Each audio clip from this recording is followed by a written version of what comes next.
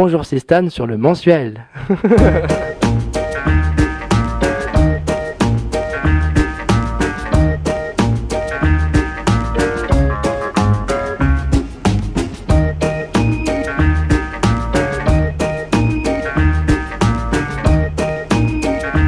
En ce moment, je suis sur Paris aussi. Ouais.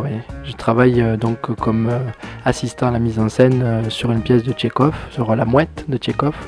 Voilà, et donc j'essaye de concilier un peu les deux. Je vais essayer de jouer mon one-man show aussi à Paris. Là, j'avais pas trop le temps parce qu'il y avait beaucoup de répétitions, mais je vais essayer de jouer voilà, au moins un soir par semaine dans un petit café-théâtre à Paris. Et puis en même temps, je vais être aussi assistant sur une prochaine pièce de Tchekhov qui s'appelle Oncle Vania. Et ça n'a aucun rapport avec les protège-slips. Oncle Vania, c'est le nom de monsieur. Alors en fait, j'ai commencé par faire du café-théâtre il y a 15 ans à peu près au théâtre de l'Antidote à Marseille. Très vite, j'ai voulu faire aussi, j'ai voulu passer un bac théâtre. Donc après l'Antidote, voilà, je continue à prendre des cours de café-théâtre et je suis allé passer un bac théâtre au lycée. Et ça m'a ouvert un peu des portes sur les auteurs justement contemporains. J'ai beaucoup travaillé sur du Coltès, voilà, ça m'a fait découvrir en fait voilà, les auteurs comme Brecht et tout ça. Ça m'a un peu ouvert en fait sur le théâtre classique, le théâtre contemporain. Et puis après le bac théâtre, j'ai été formé au conservatoire de Marseille de théâtre.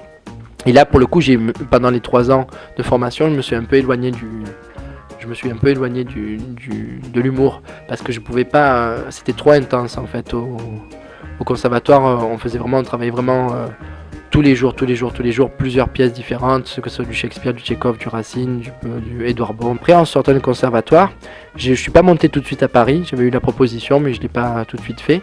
Et je me suis retrouvé un peu tout seul, en fait. Finalement, mes copains sont montés à Paris, tout ça. Et en fait, ça m'est revenu, du coup, l'idée du one-man show, de me donner du travail à moi-même. Et en fait, ça a été une espèce de bouée de sauvetage parce que j'ai failli arrêter finalement à un moment donné quand j'étais tout seul. Et ouais, le fait de se donner du travail, et puis c'est beaucoup plus facile à démarcher. Mais bon, à votre ravissante, c'est difficile de trouver l'homme de sa vie. Hein. Moi, je suis quand même réduite à chercher sur mythique quand même. Le mythique, c'est mythique, hein, c'est le cas de le dire. Hein. L'autre jour, je chante avec un mec, ça aussi, non, chante, ils auraient pas pu trouver notre mot. Je chante, tu chantes, nous chantons. C'est rapide, je suis même bravo, je t'applaudis, Bon bref, je chantais avec le mec, à un moment donné, je dis, oh c'est bien beau, maintenant j'aimerais bien voir quand tu ressembles.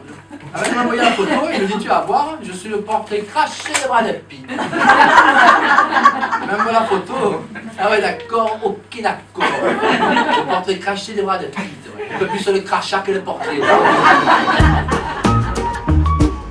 Il y a beaucoup de personnages féminins, c'est vrai que c'est bizarre, on m'a souvent dit ça. C'est vrai que c'était très étrange quand j'écrivais le spectacle. À chaque fois que j'écrivais une situation, en fait j'étais une femme. Et à un moment donné, je me suis rendu compte, c'est bizarre. Et puis après, c'est pour ça que j'ai écrit des sketchs comme Le Macho ou Le Viager, où c'est que ça fait le contrepoids avec des personnages hommes. Mais c'est vrai que c'est un questionnement.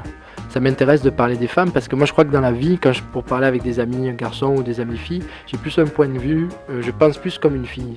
C'est un peu aussi parce que quand j'étais au conservatoire, je regrettais de ne pas être une fille pour jouer les personnages de Tchekhov, parce qu'il y a vraiment de beaux personnages féminins chez Tchekhov et je crois que c'est ça aussi qui m'a peut-être guidé. C'est vrai que j'ai vraiment beaucoup de liberté. D'ailleurs, j'ai presque trop de liberté. Donc des fois, il faudrait que j'ai des contraintes. Les contraintes, ça cloisonne et ça aide un peu à se diriger, quoi. Ça met des balises. Quand on a trop de liberté, des fois, c'est dur parce qu'on ne sait pas par quel bout commencer. Après, il suffit voilà, de s'imposer un peu, voilà, comme le sketch de la femme enceinte. Je me suis dit, je vais l'écrire en alexandrin. Donc du coup, c'était beaucoup plus... Ça m'a infligé un problème sur la langue. Et puis après, oui, c'est vrai que ce sketch-là, par exemple, c'est vrai qu'il englobe tout ce que je veux faire dans l'humour. À la fois parler vraiment d'humanité, de questionnement sur le monde, en fait, et à la fois de faire rire, de questionner les gens et d'attirer l'attention des gens. Ça m'a vraiment appris ça, de travailler dans le classique, où là, c'est d'être dans le présent et de vraiment essayer de capter l'attention des gens et de leur parler vraiment, quoi. De parler de moi et à la fois de parler d'eux aussi. Être enceinte, à vrai dire, est une chose étrange. C'est horrible, admirable, ça vous plaît, vous dérange. Je ne le croyais point, mais il est vrai pourtant que toutes mes humeurs varient en un instant. L'un de mes yeux sourit, tandis que l'autre pleure. Je ris d'avoir si mal et pleure pour du beurre. Pas plus tard qu'avant-hier, j'étais au téléphone avec mon mari, c'était niaise personne. Où es-tu, que fais-tu, que tardes-tu encore? Je t'ai demandé des fraises, cette envie me dévore. Quoi? Mais que fais-tu donc à la boulangerie? Sans doute flirtes-tu avec cette Marie qui te vend quelques miches en te montrant les siennes et te rend la monnaie en regardant les tiennes. Qui, lorsqu'on lui demande madame une baguette, ne peut point s'empêcher de faire la coquette. Et devant tout client qui par hasard passe, elle semble leur dire « Chauffez-moi la fougasse ».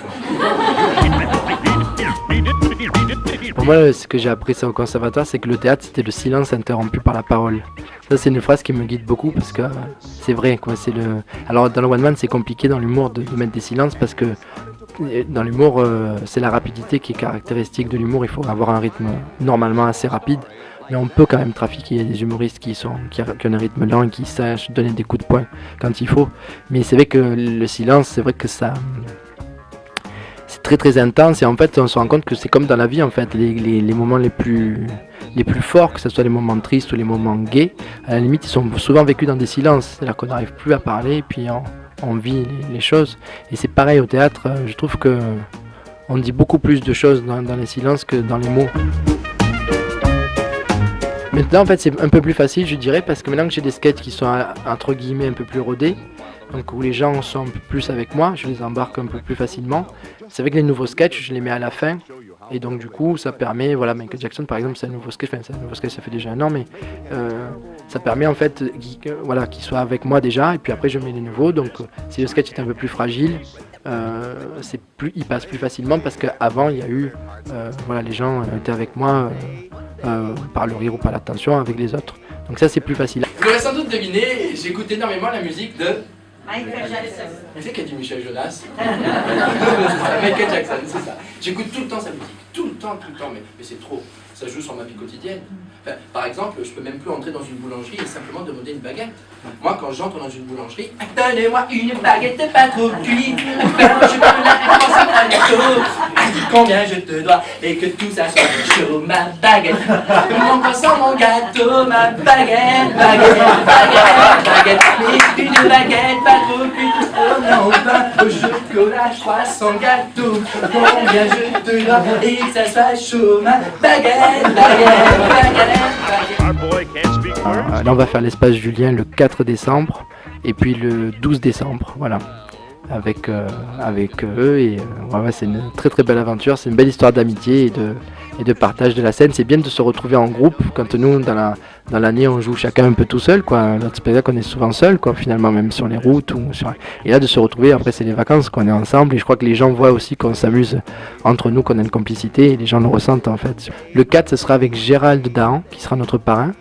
Ça sera à 17h le dimanche 4 décembre, et puis après le lundi 12, je sais pas encore je sais pas si je peux le dire, mais je suis pas sûr, mais il y aura beaucoup de surprises, mais il y aura des gens qui doivent venir, mais je sais pas encore si je peux dire qui y aura.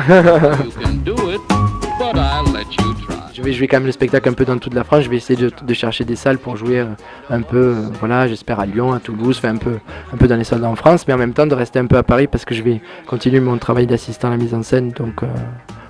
sur un autre Tchekhov. Puis après il y a d'autres projets qui doivent voir le jour, je devrais peut-être jouer aussi un rôle dans une pièce contemporaine, mais bon, ça c'est pas encore fait, donc je sais pas. Mais à la fois de rester un peu à Paris, de jouer le spectacle à Paris et dans toute la France, de rester un peu pour être assistant, et je donne des cours aussi de théâtre à Beauvais, c'est vraiment loin.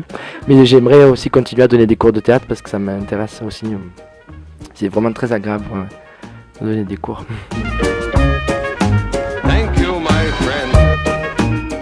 Quand j'ai voulu faire du théâtre, démissionner de mon métier alimentaire, je suis entré dans le bureau de mon supérieur. Patron, j'ai quelque chose à vous dire. Vas-y licenciez, vas-y licenciez, j'ai même pas peur de toi, vas-y